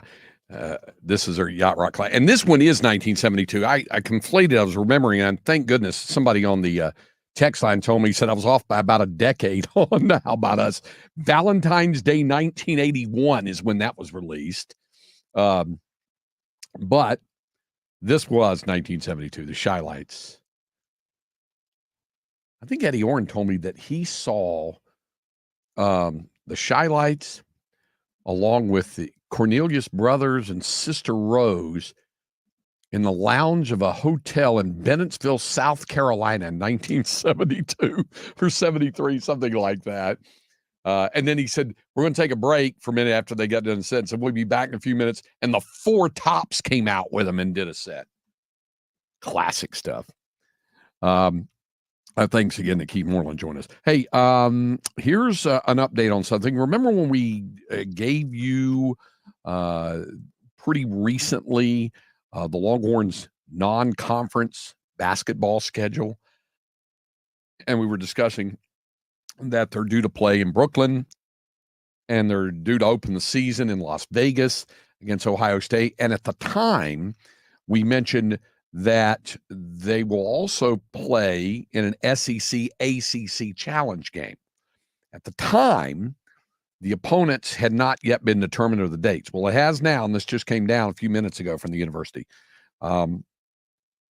Texas will be on the road for its first ever SEC ACC challenge game. It'll be Wednesday, December 4th, and Texas will play North Carolina State in Raleigh. 10 of the 16 games will be played on Tuesday, December 3rd. The other 6 games will be played on Wednesday, December 4th. This is the second season of the SEC ACC Challenge. It's scheduled to go all the way at least through the 27-28 season. This will be the 5th meeting between Texas and North Carolina State. They'll be their first since the 2011-2012 season. The series tied at 2-2. All 4 previous matchups have been at neutral sites. First meeting, pretty impactful. March 21st, 1978, Texas beat NC State to win the NIT championship. That was at Madison Square Garden in New York. They won 101-93. Great Alaska shootout in November of 86 in Anchorage, Alaska. The Wolfpack won that one. Texas won in 2006 in the NCAA tournament. That was in Dallas at American Airlines Center, a second-round matchup. If I remember correctly in that, in 2006, Texas was a 2 seed that year, and they beat Penn in the first round, 15 seed, and NC State was a 7 seed, and they beat them. That one, they won that by 21, and then NC State beat them in East Rutherford, New Jersey back in 2011, November 2011, the Ticket City Legends Classic back then. So here's some of the other matchups out of that SEC ACC Challenge. On December 3rd, these are all of these games. These 10 games are on December 3rd. Arkansas at Miami. Cal at Missouri. Think about that for a minute.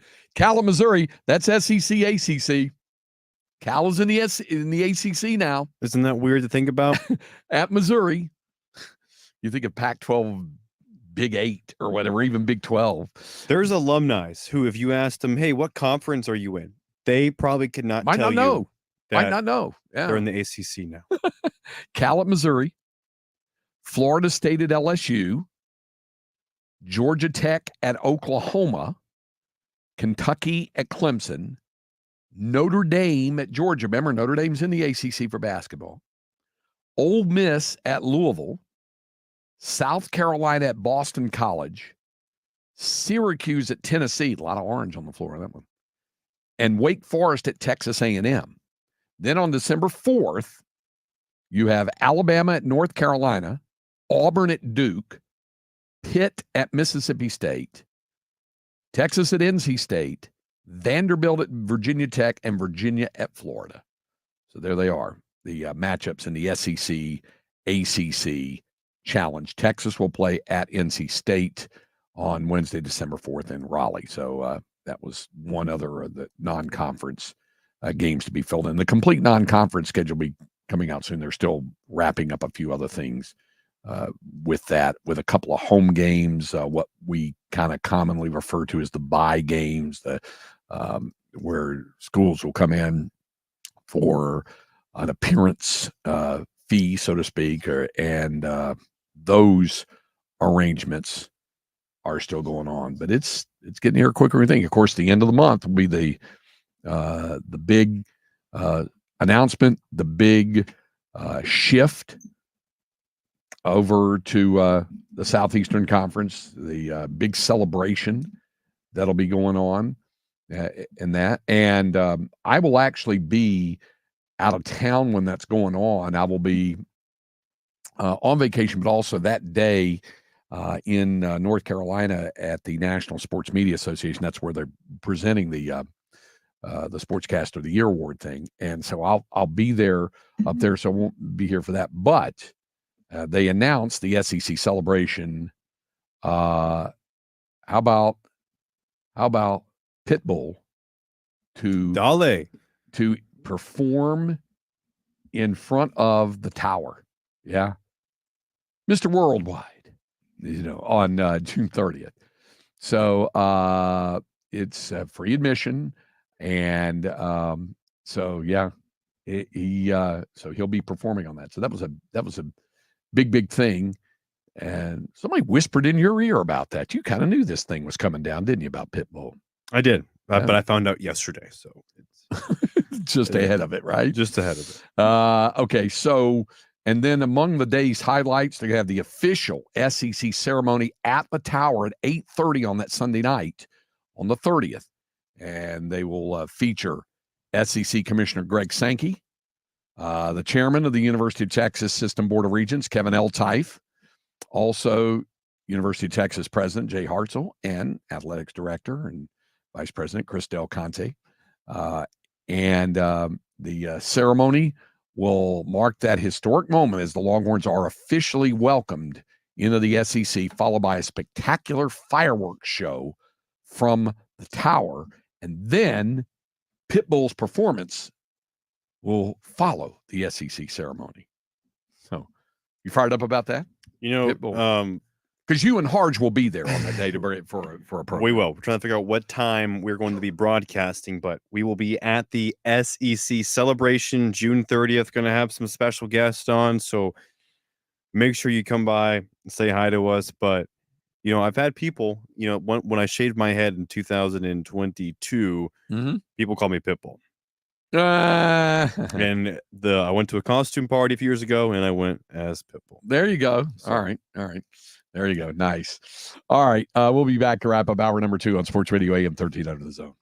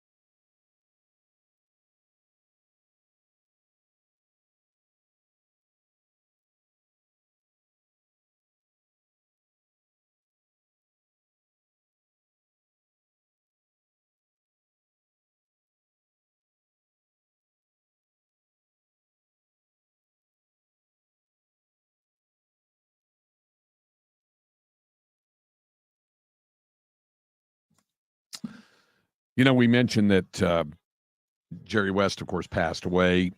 He was 86. Another basketball Hall of Famer, icon, and legend passed away today. I don't know if you know the name Robert Hughes. Folks down in this part might not know. The UIL would know of him.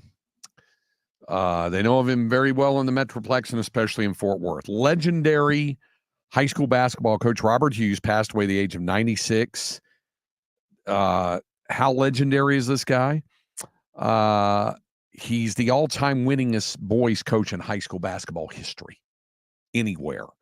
He was at Fort Worth Dunbar. Before that, in the segregated days in the Prairie View Interscholastic League, he won 3 state championships in 1963, 65, and 67.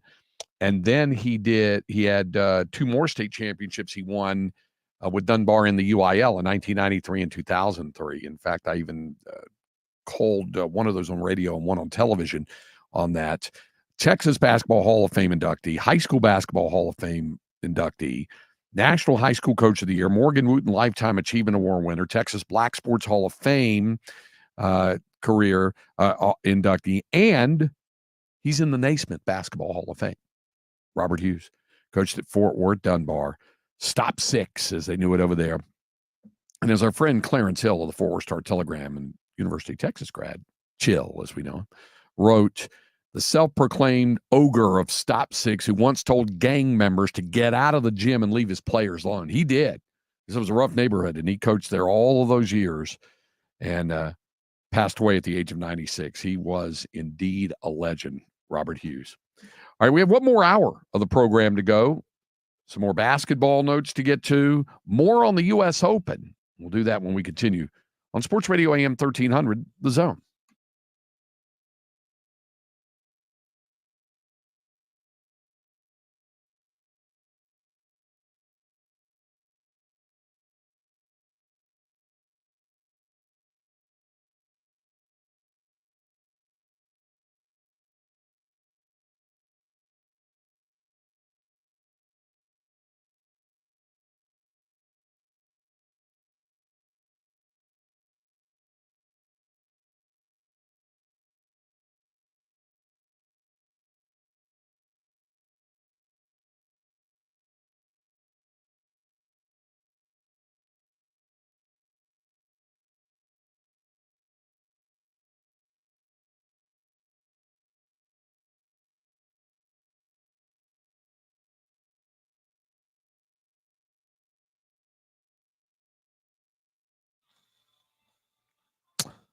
Final hour of the program here on Sports Radio AM 1300, The Zone.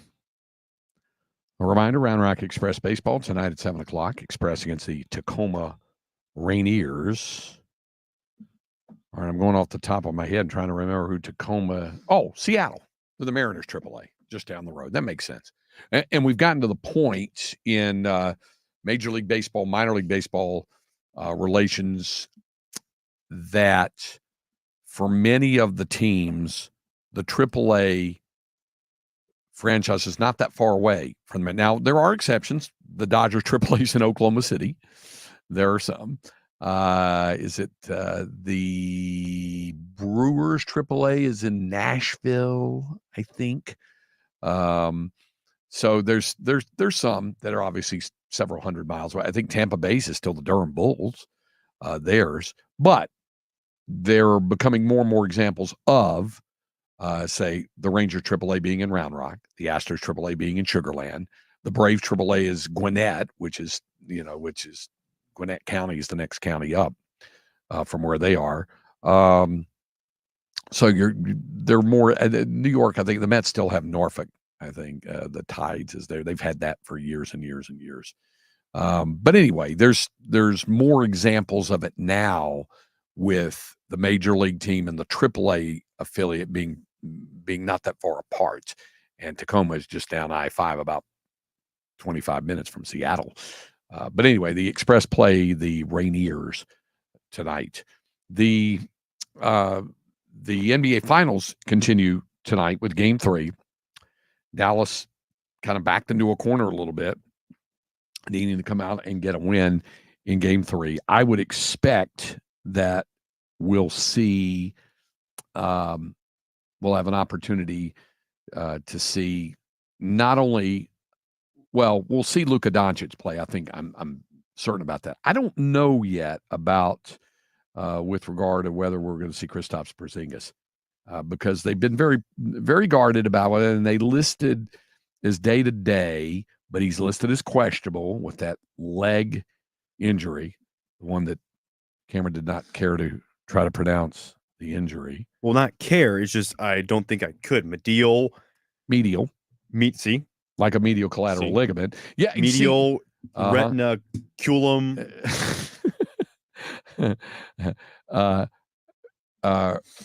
It is retinaculum. Retinaculum. It's a torn medial retinaculum, which allows dislocation of the posterior tibialis tendon. Sure. In his left leg. I've since heard it mainly described as it's a tendon injury in his leg. That always reminds me of the deal when Tom Herman and we're out at Pluckers. And he was talking about Jordan Whittington's injury. And Coach Herman, not satisfied with merely calling it a sports hernia, had to say the medical term, which it even hurts just to say it, a pubic symphysis. And when he said it, and he said pubic symphysis, and he wasn't doing it to be funny or something, like he was just describing it, but he just kind of blurted the word pubic out. And that's not one of those words you want to spend too much time blurting out. No. But he went, yes, I talked to the doctor about because I want to know what the exact medical terminology is. And it is a pubic symphysis. And he said it like pubic, and it's like ricocheted throughout the restaurant. Everybody kind of looked. That's like there's a friend of mine when I was in college named Richard McClory. Really cool guy. Retired and living in the Austin area now. Richard was attending college in the late 60s at the University of Dallas. He's about a decade older than me. And he was in one of those survey history classes where you have like 150 students in the class, first day at least. And it's one of those classes. Tell me if you've had one of these classes before, Cameron, where they were on the first day of class, the professor either passes around a roll that everybody signs or calls the roll one time. And you raise your hand. And then after that, probably doesn't do it the rest of the year. Maybe passes a roll around, but that's about it. So on this first day of class, it's just a general U.S. history to 1865 survey class.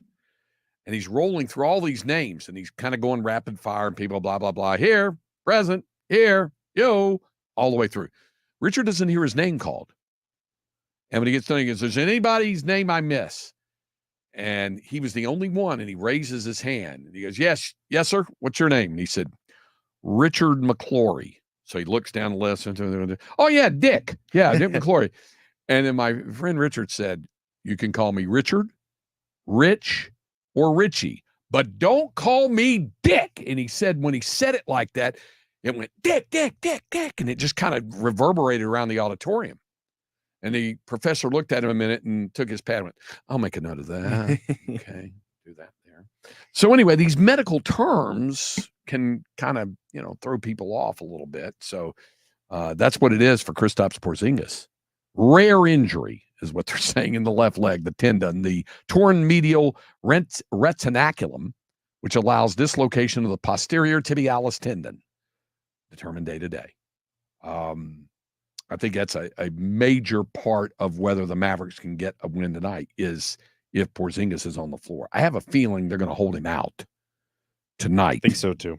And then if the Mavericks win, they can still get a stranglehold on the series if he plays in Game 4 on Friday night. So we'll see. We'll see how that goes on that on Friday. Also, Keith Moreland mentioned this when he was on last hour with us. That the Dodgers made a trade today with the Blue Jays. They did. They picked up Kevin Biggio, Craig Biggio's son, they had DFA'd him. They designated him for assignment and last week. But then the Dodgers made a deal, and the Blue Jays get right-handed reliever Braden Fisher. He split his time between Tulsa and Oklahoma City. He's burning up the Turner Turnpike, I-44, going down. Because that's one of those deals. If you're going from AA to AAA, you don't get on a plane. They're 110 miles away. So you just zip down I-44, the Turnpike. Hopefully he had a pike pass to get from Tulsa to Oklahoma City. But now he's with Toronto, who I think their AAA is Syracuse, I think. But Kevin Biggio was taken off the Blue Jays 40-man roster last week after struggling over the first third of the season. He was only batting 200, 2 homers, 131 plate appearances. The Dodgers think that in getting him, he spent most of his career at second base, but he's played first, third, and right field. So he's a utility guy, and I think the Dodgers feel that they can get him into their system and start working with him on a swing and try to help recover on that. And Keith mentioned that. That's probably a help for that. Gene Watson, by the way, from the Chicago White Sox front office, will join us tomorrow. We'll talk some big league stuff with Gino as well. Rangers try to bounce back tonight after losing to the Dodgers 15-2. The Dodgers hit 4 home runs in the 7th inning, including like a 430-something foot shot from Shohei Ohtani. Ugh. I mean, he just crushed it. But like Jason Hayward is hitting homers. Teoscar Hernandez has definitely, I know Shohei is Shohei, but Teoscar Hernandez has been as big a pickup for LA as Shohei has. So he's got 17 home runs. He's leading the team in homers and RBIs coming in from Seattle. He's done a tremendous job. He's National League Player of the Week for what he did last week, and inclusive of the win over the Yankees. Astros are playing right now. They have split the first 2 games with the Giants, and the Giants are up 5-3. That's in the bottom of the 6th inning there at Oracle Park in San Francisco. So that gets you caught up on a couple of things, and we got some other topics to get to as well when we continue here on Sports Radio AM 1300 The Zone and the iHeartRadio app.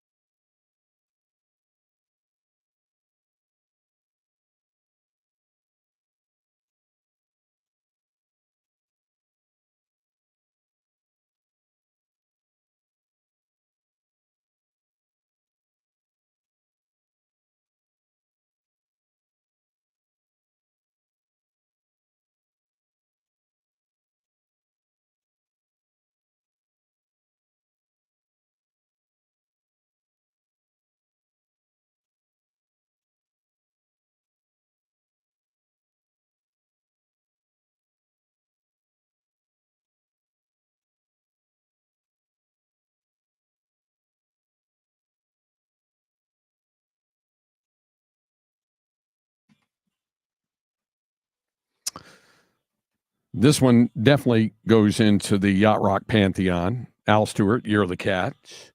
This is the longer version. He tells the story that when you hear that piano riff in the open, it was something. He was on tour in 1975 with Linda Ronstadt. And they had a keyboardist who was a piano player who was doing this riff. And he had not written Year of the Cat at the time, but he heard that. And he asked the piano player, can I come up with a song for that with lyrics?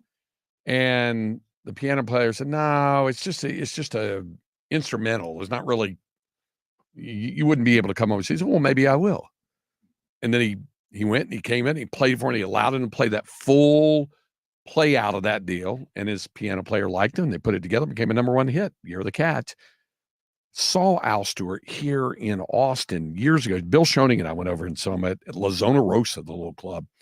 And we were invited backstage to meet him. Very nice man. And had some hits. And this was the biggest one of those. And it is another one of those yacht rock standards on that. Hey, I mentioned about the Longhorn men's basketball traveling for the SEC ACC Challenge. So too are the Texas women. The very next night, Thursday, December 5th, the Texas women will be in South Bend, Indiana. They'll play Notre Dame. Oh, wow. Yeah. It'll be the third time they will have met, and the first time since 96, 97. That was a second round NCAA tournament game. That was the year before I started doing the play-by-play. Our good friend, the late Bill Little, actually did the play-by-play in that game in 1996, 97 when they lost in the second round. Here's another footnote. You know who did color for him? Who was the analyst on that one game? He didn't do it, obviously, all season long. But you know who was his analyst for that one game, that second round NCAA tournament game? Who was it? John Makovic. Oh, wow. Wow. Yeah. Texas was coming off winning the first ever Big 12 championship. And Coach Makovic obviously was riding high and all this sort of stuff. And the program was. And so Bill asked Coach Makovic if he wanted to step, or he said something. He was talking with Bill and about something about the date. And Bill said, well, I've got this second round matchup. And he said, I think I should come over and watch it. He said, why don't you join me on the broadcast? And so he did. Out of all the Texas coaches to join you on a basketball broadcast, who would you want? Not including Vic or Archie, because they're obviously basketball coaches, but from a different sport. Somebody else. Different sport. It had to be a different sport. Wow. That's a good question. I think all of the coaches would be pretty entertaining. Sark would be very entertaining. He'd be good for baseball because he loves baseball. And David Pierce, I think, would be good on basketball. And I'll tell you who else would be good. Mike White. Oh, he'd be Texas softball coach. And there's somebody else. Ange Kelly, the soccer coach, I think would be real good on it. And there was one other I was trying to remember who. And the reason why this comes to my mind is because during the pandemic, when the university was wanting some content, I did a series of Zoom interviews. That's when we all really got fully indoctrinated into Zoom. And your beard is very lush in all of those videos. Chris Del Conte's was. Yeah. I can tell you, his was, he had one working during the pandemic. He did. So I had a series of interviews, and in doing this series of interviews, I talked with every one of the coaches during the course of the year, football, basketball, and baseball.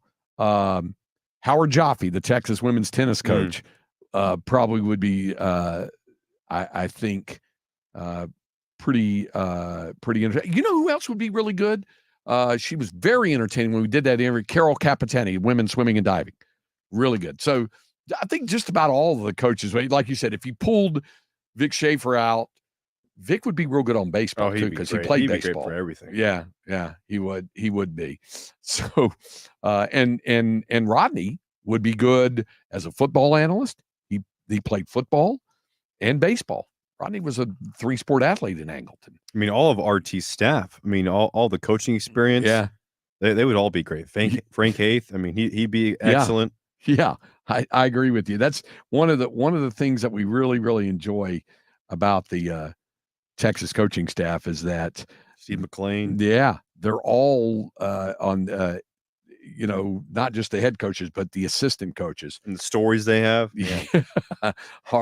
are real entertaining, and it's a lot of fun visiting with them. There were a couple of notes I wanted to get to, NFL notes, which we hadn't had a chance to do this. Any more players skipping out on mandatory OTAs?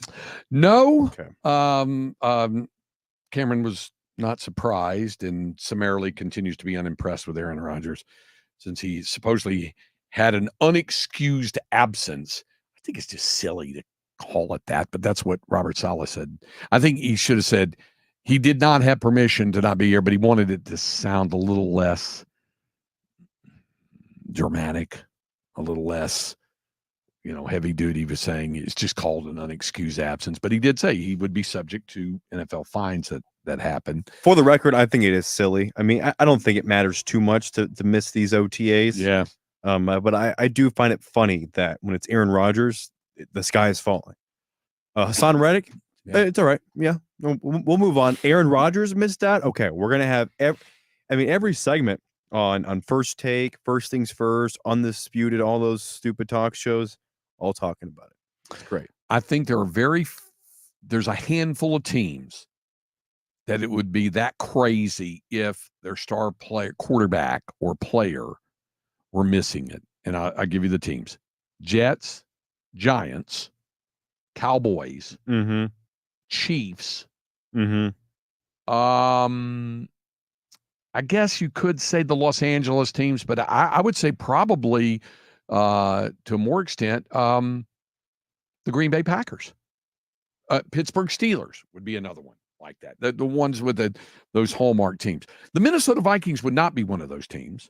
Nevertheless, Kevin O'Connell, their coach, today said the lead quarterback of the Minnesota Vikings when training camp opens next month it's not J.J. McCarthy. It's not Nick Mullins. It's not Jaron Hall. It's Sam Darnold. How about that? Sam Darnold will continue as the Minnesota Vikings lead quarterback is the way it's described. He said he reminded all four quarterbacks the depth charts don't dictate the future, especially as Minnesota started four quarterbacks during the course of last season. He said he's seen improvement from all of them. But, yeah, Sam Darnold will be what's called the lead quarterback going into training camp as they went into the OTAs. So that's where that is. Did you see what Joe Burrow was talking about? Joe Shiesty? What's he up to? What are you calling him? Joe Shiesty? Shiesty. Okay. Joe Burrow. Well, he's had all these injuries, obviously. And he started talking yesterday about the mental toll that injuries take on you. Remember the wrist issue was the latest one he's had to overcome. And of course, he had the knee and all the other stuff. And this is what he said yesterday ahead of their mandatory minicamp. And he was there for their mandatory minicamp. He said, and here's the quote: whenever the injuries start to stack up, your football mortality kind of comes into the back of your mind. So that's definitely something I've thought about and something I've had to fight through. Guys, in his mid-20s, football mortality. Said it was tough to put a percentage on where he is as he still works to come back from that wrist surgery in December, had torn ligaments in the throwing wrist. He said he'll be ready to go by the season. He signed that 5-year, $275 million extension last year. But he said he's trying to balance the intensity of his preparation with being rested for the start of the year. So Bengals are a team, Craig. I mean, they're kind of forgotten, right? I mean, you look at the NBA. We're talking about next season already, and like how the Lakers are going to be able to compete with the Mavericks, Thunder, Timberwolves, Nuggets. The Grizzlies, I think, are a forgotten team. In the NFL, it's the Bengals because of the injuries to Joe Burrow, right? He wasn't healthy going in the camp. slowly getting healthier and healthier, and then of course it's out for the entire season, and the Bengals are an afterthought. You have the Chiefs, obviously, who are been to the AFC Championship game, the Super Bowl, every year in the last 4 of the last 5 years, right? Ravens will be good with Lamar Jackson returning. Chargers have hired Harbaugh. You got Justin Herbert as your quarterback. You still have the Bills with Josh Allen, Tua and McDaniels in Miami. There's other teams in the AFC. The Bengals were in the Super Bowl, 3 years ago, Craig? And now I know injuries happen and stuff, but man, that's a really good offense. There is the stuff going on with T. Higgins and Jamar Chase and all that, and the contracts and getting those guys paid and the franchise tag, but that's a really good offense. I love their head coach. I love Joe Burrow, and I love their defense. It's a team this year. I'm just telling you guys that in the NFL season, don't be surprised about halfway through. Sure, the Chiefs are there and the Ravens will be there, but the Bengals will be right there. I think they're going to be the third best team in the AFC next year. Well, if he's healthy. If he's healthy, of course. But, that goes to a lot of people. Right. It's kind of quiet in Chicago with regard to Caleb Williams and his development so far as they go into the OTAs. Washington, remember, Jaden Daniels was the number 2 pick. So he had a question. He was asked about, are you feel good about you feel like you've made a lot of progress. You're ready to go. Here's his quote. I ain't a star quarterback yet. Because somebody asked him about being the perks of being a franchise quarterback. Are there some perks for being a franchise quarterback? I ain't a star quarterback yet. I got a long way to go. I'm a rookie. It's a healthy attitude. It's important to kind of have that. So anyway, that's where Jaden Daniels is on that. Jimmy Grant has not yet decided whether he's going to retire. The Saints tight end. He's training. I don't know if you saw this, Cam. He's training to row 1,000 kilometers across the Arctic Ocean in next summer in pursuit of a world record. He's going to be part of a 4-person team intending to break the current record of 15 days, 5 hours, and 32 minutes. That's quite an undertaking. That's insane. Let me just row across the Arctic Ocean. Okay. All right. So there's your update on the NFL. You get Cam's thoughts on the condition of Pinehurst number 2. We'll talk some more PGA golf and the U.S. Open Championship coming up when we continue here on Sports Radio AM 1300 The Zone, and we'll continue as well, where you always listen to us for free on the iHeartRadio app.